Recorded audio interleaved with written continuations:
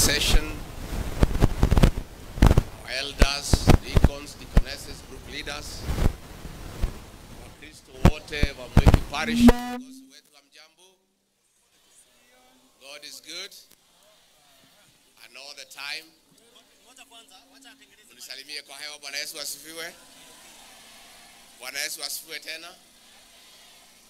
Mchungaji wetu, asante sana kwa neno na kutukaribisha hapa katika ibada ya Jumapili. Tulikuwa hapa miezi iliyopita na tukasema tutarudi kusaidiana na washirika katika kazi ya ujenzi wa nyumba hili la Bwana, ambalo ni nyumba kubwa na mmepitia bidii. Mmetia bidii na nilipoona pale district wanatoa, kwa sababu mimi hutembea makanisa mengi yetu ya PCA. Adwa district ndamu ina kiara.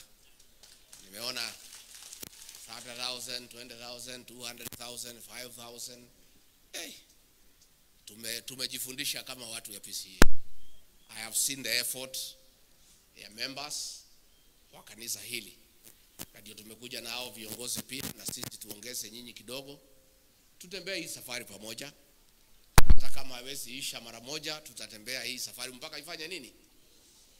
Sisi kasi yetu tukiwa Wakristo na wale ambao wanaabudu Mwenyezi Mungu ni kushirikiana na Wakristo kujenga nyumba safi na nyumba nzuri la Bwana. Na ndio tumekuja leo. Na hatuelewi ni kwa nini wengine wanatutumia watu ya kutushambulia. Na tumekuja kufanya kazi ya Bwana.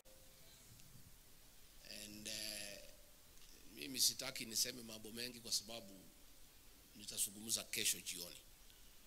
Takuwa na interview kesho. Niko na maneno tomorrow. Angalia vile maneno iko vile Kenya naenda, na nitasema kesho. So mine is to say Kenya is a country of the rule of law and constitutionalism. Na katiba yetu has granted several freedoms, ikiwemo freedom of worship, freedom of association, freedom of speech, freedom of movement. Tumeona a concerted effort to curtail our freedom to move around the country and to associate with those who are like-minded. That is very, very unfortunate.